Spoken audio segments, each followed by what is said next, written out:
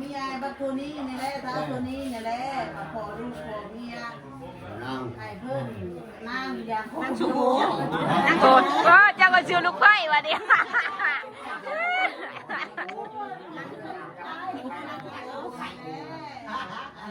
เคยหมากข่าวมาอยู่ในคลองแล้วเขานี่มาแก้ที่กระทงเนาะตะเกาสิตะเ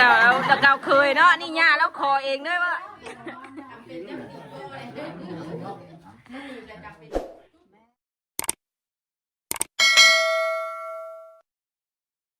น้องสบายดีเด้อปาลุงFC ทุกๆท่านยินดีต้อนรับกับสุซองกระจอยเด้อวันนี้กะมาไหวขดองลานซาวลูกของลูกอันละบ่าวลูกไซล่าของแม่น้องไซล่าของแม่ตุเตี้ยไปนางมาบ่มีเคยจักคนเนาะเราคอเองเลยอันนี้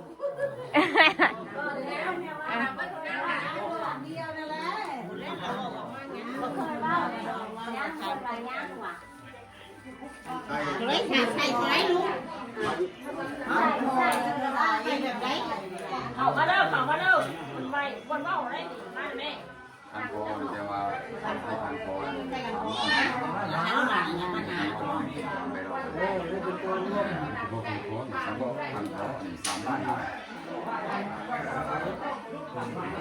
มันมาพบ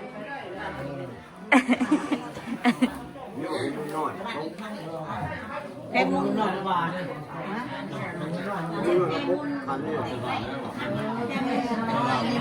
ก็นั่งแล้วลูก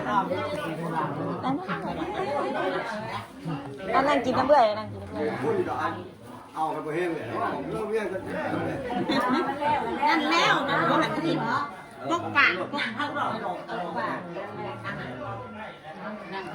มาอย่างไรบ้างดิขอข้าวอย่างนั้นยังกระบอกมาขอข้าวอย่างนั้นยังสิมาขอเจ้าชื่อแล้วเลยขอลูกมียายบักตัวนี้นี่แหละท้าตัวนี้นี่แหละขอลูกขอเมียไอ้เพิ่นนั่งอย่างนั่งชู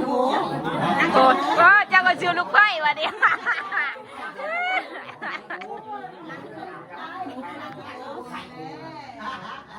เคยหมากข่าวมาอยู่ในคลองแล้วเขานี่มาแก้ที่กระทงเนาะตะเกาสิตะเกาเคยเนาะนี่ย่าแล้วคอเองด้วยวะแม่แหละเนาะสิมีว่าคนไปนั้นพ่อแม่โคเองเนาะ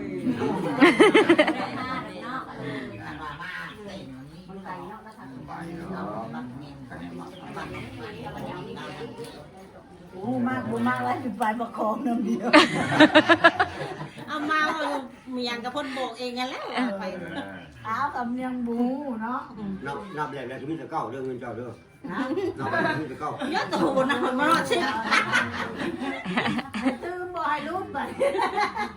นับอะไรก็จะเก้าคืออันนี้โอ้กับโมนับแล้วมันนะนั่งนั่งไปดูไปชิบขี้ไปเถิดอยู่ดินั่งกินแล้วดอกนั่งแล้วก็บอกไปรถแต่ว่าอันนี้ก็หลุดไปนางเนาะแต่ว่าไม่เคยเป็นหมากขางไหนของจะที่จะพ้องอย่างที่เป็นอะไรแต่ดอกนี่แหละเที่ยวเป็นเคยโวยเรียกอยู่นี้คนญี่ปุ่นเราขอให้ทำที่คนที่ติดยามาจะอีที่ถามแม่เลยเนาะคนที่ยามาจะอีเลยเป็นว่ายาบอกเลยเนาะท่านบอกนะการหล่อหลายเถื่อเป็นการลดอ่อนเพิ่มแต่ว่าขับมาเสียบ้านเฮานะถามก็เรื่องว่าเขามาสงสารพ่อแม่นี่บ่หรือว่าเสียวเมื่อน้ำปูน้ำยาบ่นะมันมีสองครับอยู่ที่วัดบ่หรือว่าจะเอาเมื่อหาเจ้าบ่เราพี่ไปได้ให้สู้เลยเด้อสู้เมื่อละครยันบุมีเงินหลายยันรู้คนว่าห้ามมาเราบุพินเนาะเขาจะได้ไปเมื่อว้าว ดี๋ยวมาอยู่พี่ก็สิว่าไอ้ทั้งกันอย่างนี้จากราคาเนาะแต่ว่าเราบอกว่าแพงเราบอกพอดีด้วยบอกพอดีเอาได้แล้วนะกระดอง50 ล้านนัว2 โต1 บาทแต่ว่า50 ล้านก็บ่ได้เอาเบิดดอกทั้งสวรรค์เนาะแปลว่าดาวของเวียนทั้งหมด50 ล้านเอาของตัวเท่านั้น35 ล้านทำการได้เขาเลยงัวตัวนึงไปนั่นแหละคาดไว้ก็หลายเอาหน่อยดอกทั้งสวรรค์บ่ได้เอาเบิด พอฟังอยู่เนาะ พอฟัง ใบอยู่บ่ลองเลย 35 ล้านกับ3 บาทงัวตัวนึงยังข้ามอีกนี่ยังไหวอยู่นะข่าวว่าหนีจากกันจังทำเอา ห่างแม่ตัวตากได้ตากดีโอเลย เรื่องนี้ห้ามตามเขาจะว่าตาม บอกพักมันก่อน ตากแล้วพอรู้ว่าแล้วตากเลยมีคอมาเนาะ นั่งอยู่ได้ปุ๊บเลย พอตากลูกแล้ว เขาขึ้นจากตัวไหนจากลุ่มกันเลย เขาขึ้นคนน่ะเขาเบิ้ง น้อยเขายิง เขาได้ทำอะไรกันเขา ว่าโอ้ผู้ข้านี่ก็เขาว่าแบกเขาว่าห้ามใครว่าอยากนักเติบแล้วเด้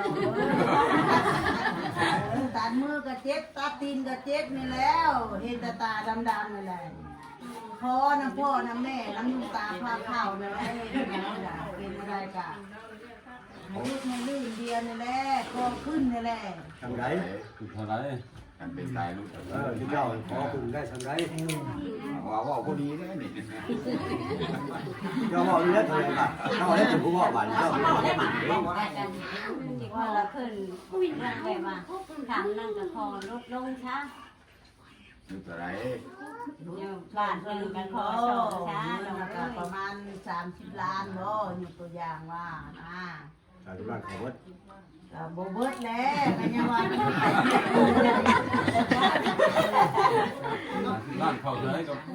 เมาแล้ว ประมาณนั้นข้าวน้ำหน่อยประมาณ15 ล้านบ่ว่ะ ไปออกเครื่อง คำนี่แหละสลึงนึงนะ ทำนี่สิบ่ได้ ทำเนาะใช่เอาทำอะไรเขาเคยเอามาจากตัวก่อน30 ล้านเขาเท้า30 ล้าน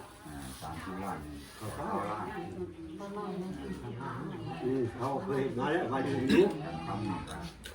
10 ล้านเป็นตัวจัดการกับเนาะ เดี๋ยวมีกว่าเนาะ ประมาณนี้ไม่รู้ เรามัน30 ล้านจะดูไงที่ว่า50 ล้านมันมี30 ล้านต้องมีบ้านต้องโต เขาก็เขา ไปยังนอนแต่งเป็นมา20 ล้านทำบัตรคนอื่นนอกจากนั้นไว้อันเดิม ตัวในนั้นบ้านเขานะว่าหลายคนรู้สมูนี่ เชื่อแน่เชื่อหน่อย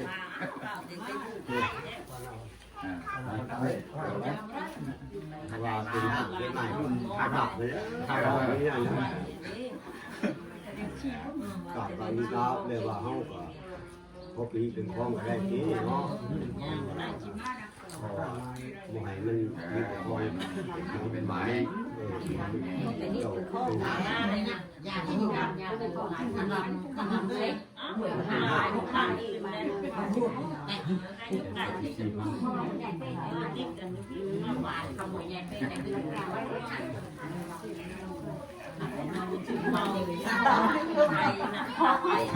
บัวน้ำมันพอดี อันนี้นะเดี๋ยวว่าในนี่นะพ่อมันเป็นชีวิตมึงเขาเดิมตามที่ว่าแล้วเขาว่าหักกันอยากนักเลยโอ้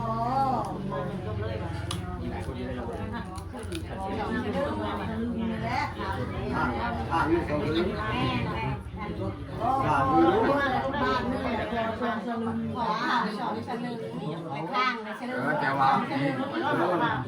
โยบานนี่ครับหลักแดงบัตรของมือแดงเนี่ยขอครึ่งเนาะขอจังจ้า นึงเลย ขอครึ่งนึง สลึงนี่แหละ เขาคือนึงนะเขาขอครึ่งนึง ขอครึ่งนึงข้างครึ่งนึงข้างครึ่งนึงโยบานนึงนะครับ บ้านนึง นี่นั่นบางที่ได้ ว่าเขาก็ไม่รู้ก็ได้บาทพอที่เขาเขาที่ได้รู้เขาเขาข้าว อะไรบ้างตรงนั้นเนาะ เอา ดูทำนั่นแหละเราต้องไว้ชุดต้องไว้เราไม่ได้เข้าแล้ว แต่ว่ามันก็คือห่อเนี่ย30 ล้านเนาะแต่ที่ห่อ50 ล้านมันนี่30 ล้าน9 ล้านกับทำ2เป็นมวลโต ไปแล้ว แต่ว่านี่แหละทาง น่ะลูกข้างหลัง ทางส่งอันนี้นะ ค่า2เป็นก็มวลตัวนึงแล้วก็เงิน10 ล้านเขาขอ20 ล้านอย่างนี้นะอย่างค่าเดี๋ยวมาทำสวรรค์เขาเอาลายที่เราเอาหน่อยตัวเนี่ยผมเวียนเราเอาเกินครับแกเอาน้อยเราเบิดขออันนี้นี่เข้าใจดีวะว่าในดวงไม่เข้าใจอยู่อ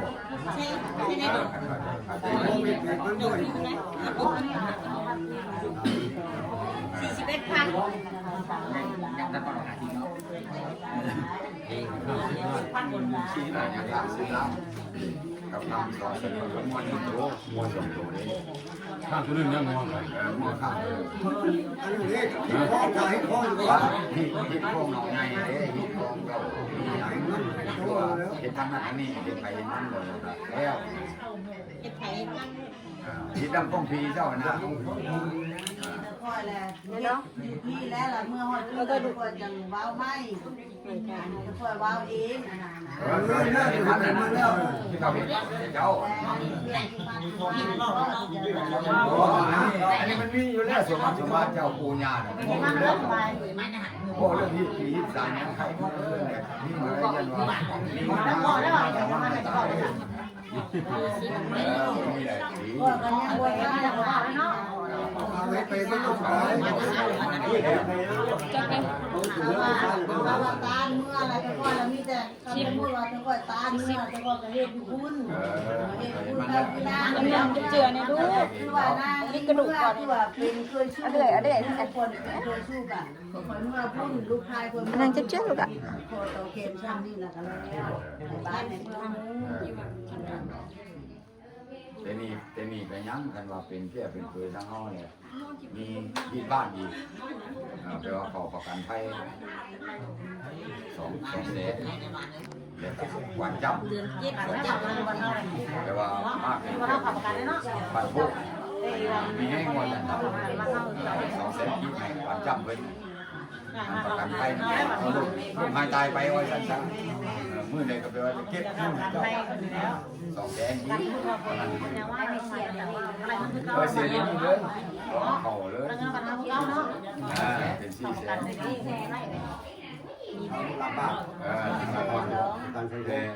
แค่ใบนี้มันเสีย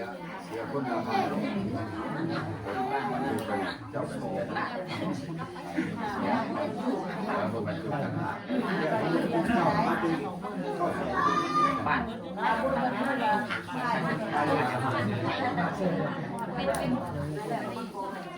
ข้าวตัวนี้ก็ได้ข้าวพ่อทำ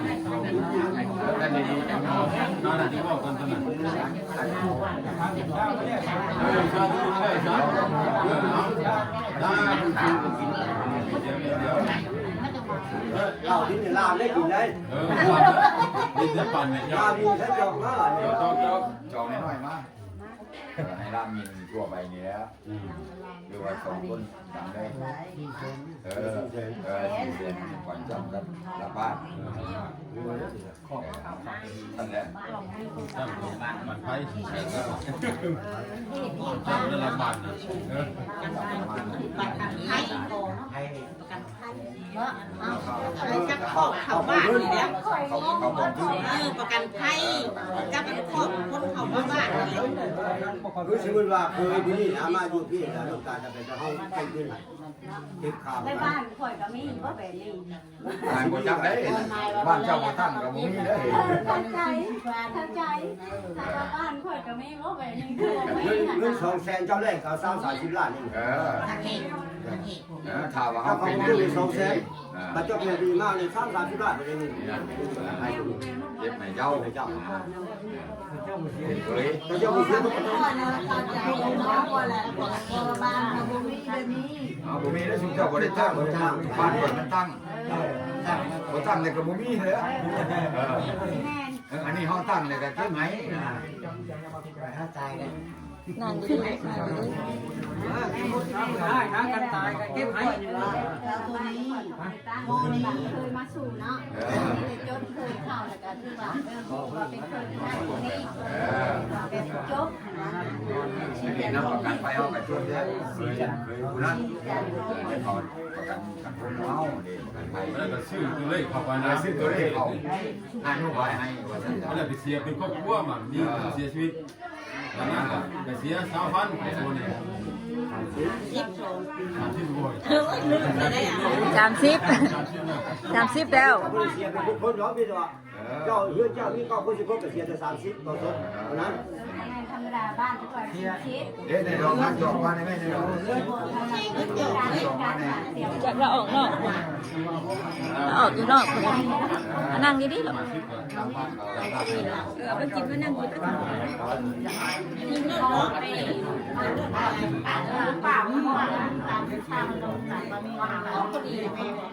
ผมนอกเลยนี่เพราะว่าคนก็บ้านเป็นที่ว่าอยู่เมืองหลังเนี่ยเสียขาดงานกับบริษัทเพราะว่าคือคิดมาแต่ว่าคุณต้องได้ซื้อเขา ใส่นะแม่อยากให้มาเลย ไปคือกัน ยาวรับเสียงเนี่ยก็เล่า เรามาขายวิ เจ้าเสียอะไรไปแล้วหมอกันหา เสียเขาได้แล้วแต่ได้ เสียให้เรา เสียงก็ยางก็เล่า เจ้า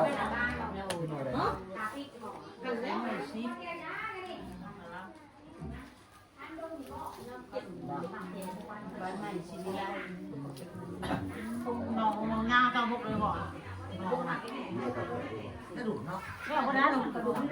เราเรื่องพวกนี้พกเลยลูกมันจะ10 บาท จีน่าไปกินแล้วไม่ตู้เตียบไหมตู้เตียบไหมแบบได้หนังไว้หนังตั้งอยู่นี่นั่งนี่ตั้งนี่เอามาลูก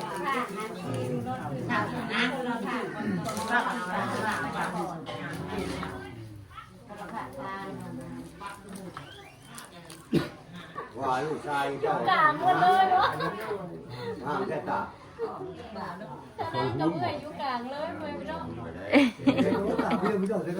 สบายดีเด้อเอ้ยนางเป็นดองนะบัดนี้เนาะบ่แม่นเป็นแต่เอ้ยเป็นดองน้ำบัดนี้ จะตาแล้วตัวนี้ไปดีไหมพอพี่นะก็ว่า บ่แม่บ่ใส่ จะคบกับลูกกูก็มาครบตามมาแต่ไม้เองคนที่น้ำนี่มันก็ได้ซื้อถึงคนคนเล็กอ่ะว่าแล้วคนเล็กเลยเพิ่นว่าชื่อว่าเพิ่นว่าพ่อมา5 หุ้นแล้วเคยนี้ก็กันงานนี้กันปวดแม่บาทนี่เรื่องเป็นยังต่างเลยไปเนาะ เราบ่มีเคยพี่น้องเนาะยามาขออีกเลยงานแรกงานนี้ป้าจอยเห็นนี่ แล้วเจ้าสิเป็นเคยย่อคันย่อขึ้นย่อลงหันแล้วนี่เป็นแม่ย่าเองเลยขอเมียให้ลูกชาย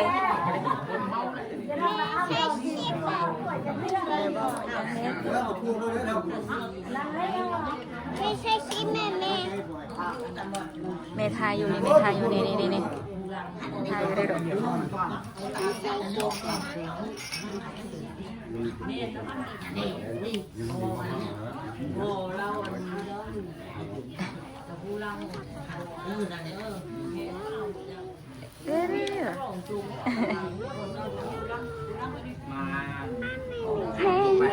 สวัสดีก่อนไหมสวัสดีป้าแล้ว วิ่งมาหมดไปเอาเลยแก่สิพ่อจะโคกโคตรได้เอาอยู่ไม่ได้เราบ่มี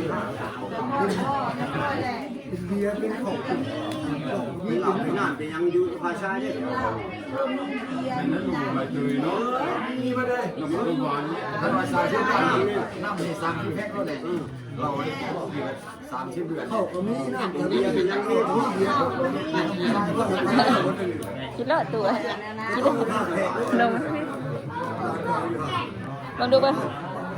เอาโมบายนี่ เชียร์มากลัวมานี่ อย่าอม เพลงของเขาได้ทำเพลงไหนเพลงของทางนี้ อย่ามาพ่อกินก่อน ครับเลือดมาใส่เลือดตามห้างตามมาครับก็ว่าเรื่องต่างก็เรียกว่าท่านบริเป็นห้างก็แจกมาเป็นคือโบ้เลยบริน้องที่ถึงเจ้าจังเวรเนี้ยครับคุณเอาครัวได้เลยอย่าห้างแล้วมาครัวเอาไม่แจกเวรโบ้เดี๋ยวว่าคนนี้คุณโบ้ชิโน่เดี๋ยวไม่แจกแจกเดี๋ยวเราต่อเด็ก จะเป็นไปนั่นเนาะ แต่ว่าที่เจ้าว่ารถจังเวรเลยในตามมือ โยมมันกาตัวนั้นมันกามันขึ้นกับคนเนาะบางทีก็ไม่ห่างก็สิเพลงหัวของผู้สาวนี้มันมีลูกใหญ่เลยเนาะไม่ห่างเขาบัดเจ้าบัดเอาผู้เดียวเต็มผู้เดียวบัดได้ใส่เลยแบบประมาณเลยเจ้าก็ได้ใส่ลูกกับเจ้าบัดใหญ่หมดเลย กินเดียวแล้วขอใครยังกินกัน เอาในห้างมีลูกเล็กหน่อยเนาะสบายเลย อ้าวมาแล้วบัดได้ใส่ลูกกับลูก ใหญ่สบาย เขาผ่านเด้อดองเด้อ ให้พ่อผู้สาวลูก ลองดูป่ะ คือชื่อไม่ใช่ลูกกินไงอีกพี่ลูกกินไงได้อันนี้น้องเนาะโจ้ว่าไว้แล้วยังอันนั้นเจ้าเขาพ่อมือสุคอนี่เดี๋ยววางตรงนี้แท้กับร้านนี้พี่ได้ เงินบาทบ่ เงินอยู่พี่ดาวเงินน่ะอยู่พี่ดาวน่ะเงินน่ะเออ เป็นยังไงนะเป็นข้าวพันบอก มาเป็นแสนตึ้งเป็น2แสน ขึ้นช่องเชนเนี่ย ร้านนี่ก็ยังไม่ได้คือจะพ่อกันแล้วเรียนมาจากห้องพี่เขาว่าใครจะขึ้นอยู่ อันในดองดาวน่ะมีหน้าที่มาขอบ่เงินน่ะมาอยู่พี่แล้วเงินน่ะ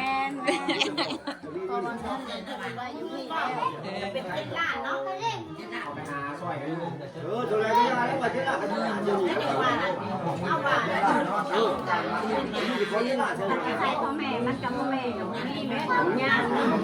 จะซื้อได้พ่อแม่ อันนี้มาแค่เนาะเจ้าว่าเจ๊มาเราก็เป็นหลานอยู่ ดีแล้วอันนี้มันได้ดองบ้านโคกเลย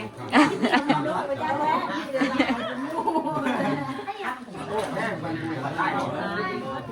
เจ้าน่ะเป็นน้องสาวแล้วอ่ะน้องสาวแท้ๆเด้อเป็นทั้งเอื้อยเป็นทั้งดองนะมันเนาะ เอาดองไอ้ดองอีแล้วเบิร์ดมายาวเลย แล้วก่อนไปเหงาเด้อ พอดองไม่มาก แดงบุญมาพอเราเคยมาคอยบุญแม่บ่สบายอยู่เงี้ยว อยู่บ่ได้อันนี้เลย บ้านเงินเรามันอยู่ทางไหนอีกเลย ได้ไปเพื่อนเขา เงินขาย โตเจอเขาแกนเขาเก่าอยู่บ่ ทางเงินคู่ทองขันทีนะทางเงินคู่ทองขัน มาเยี่ยมยามแม่บ่ได้ไงเข้าไปแล้วเพื่อนเขา อยู่ทั้งหมดพี่บ่ บ้าอยู่คนละภาค ทำได้บ่ ทาง เอาสิ่งเพื่อนเขา วงหวานดีเขาไปทางเงินตะวงหวานดี เป็นคนเอาไม่น่าขนมนะ เป็นอิ่มได้ดิ เขาสิ่งเพื่อนเขา เงินแต่สิ่งเราจะเข้าอีกซอยหนึ่งแต่เงินอีแม่ที่ยับมาพี่ น้ำลูกกินแล้ว ใส่เก่าบ่ หุ่นบ่ ใส่ใส่แล้วมันฟ้ากันได้แดง มันคนละทางแม่ ในที่ต้องการที่พ้องปฏินี้อันนี้งานโดยอินใส่ความหักมักระวังสายยิ่ง ดังนั้นในวันที่10 เดือน 6 ปี 2026ตรงกับมื้อแฮม10 ค่ำเดือน7ลาวพศ2569ที่ได้ครอบครัวกันจัดพิธีสังครอบครัวใหม่ให้แก่เฒ่าผู้นี้สีจันทร์ทบทิพย์อายุ22 ปีอันนี้เป็นหน้าซึ่งเป็นบุตรของเฒ่ารัศมีสีจันทร์ทองทิพย์และแม่นางคำดีนางดำดีสีจันทร์ทองทิพย์ปัจจุบันตั้งบ้านเรือนอยู่หน่วย10บ้านใหม่ศรีวิไลเมืองท่าแขกแขงขมวนแต่กับนางสมโอโคธิราชอายุ21 ปีอาชีพเป็นหน้าซึ่งเป็นบุตรของเฒ่าศรีสวัสดิ์และแม่นางคำปัจจุบันตั้งบ้านเรือนอยู่หน่วย6บ้านโคกเมืองอุทุมพรเขตสวรรณเขตสินสอดกระดองทั้งหมดมีจำนวนเงิน30 ล้านกีบคำนัก1 บาทหัว2 ตัวเขาพร้อมในมือแต่งมีจำนวนเงินอยู่20 ล้านกีบครับ2 สลึงงัว1 ตัวยังข้างอยู่10 ล้านทำ2 สลึงงัว1 ตัวมอบสินสอดเขาในมือสุดขอจำนวนเงินอยู่7 ล้านกีบและยังข้างอยู่13 ล้านทำ2 สลึงกับงัว1 ตัวเขาในมือแต่งนั่นนึงถ้าหากภายใช้นี่ยิ่งแต่เรียกห้องเอาชิ้นส่วนคาดองทั้งหมดที่เก่าไว้ขังเท่านั้น 2. ถ้าหากภายยิ่งมีใช้สามารถที่ห้องเอาชิ้นส่วนคาดองทั้งหมดที่ผ่านมาแล้วนับในมื้อนี้เนาะดังนั้นพวกเราเจ้าโคตร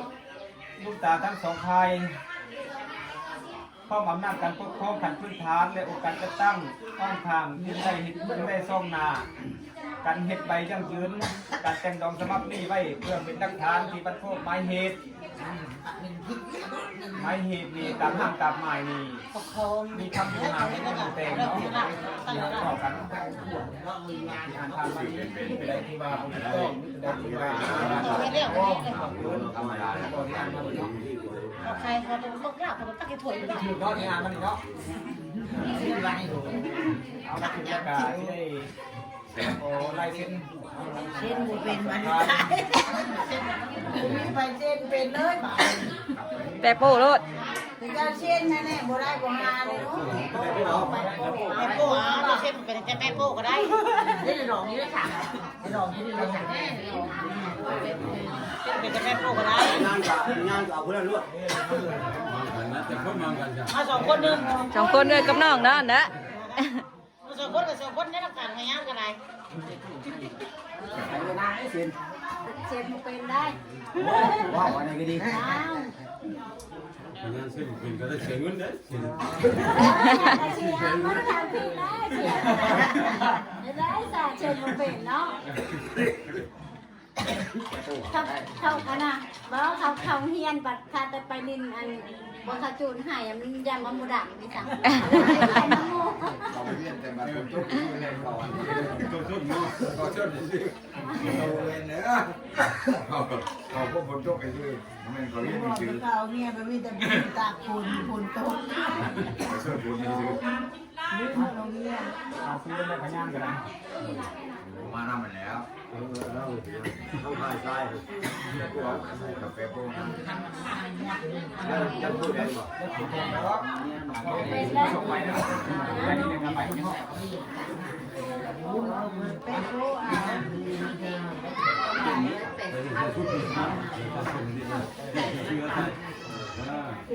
เดี๋ยวนี่แหละไอ้ลุงไอ้คุณเสียเงินสิเสียนะจ้ะ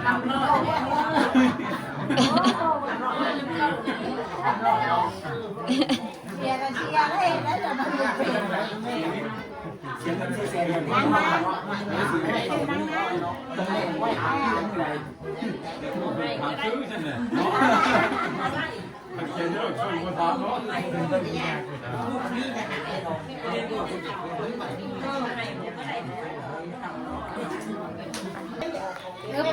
เรียนเป็นพยานใครยิ่งใครซ้ายกับเขาเอาน้ำแข็งใส่แน่ใช่ไหมแกงน้ำแกงหมูอ่ะน้ำแกงน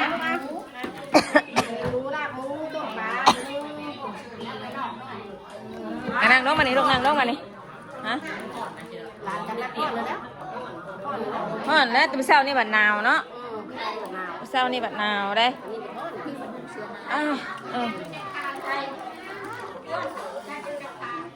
กินกับเบยวิวพักกับอยู่กับเบยวิวเด้อไปกันดิเด้อกับเบยวิวไปเป็นยังบอกเบยวิวแทงน้องอยู่ตอนนั้นนะ 3 โมงแป๊บบ่อยากให้มันตู้เตี้ย ดูเตี้ยเนาะเจ้าจะกินบ่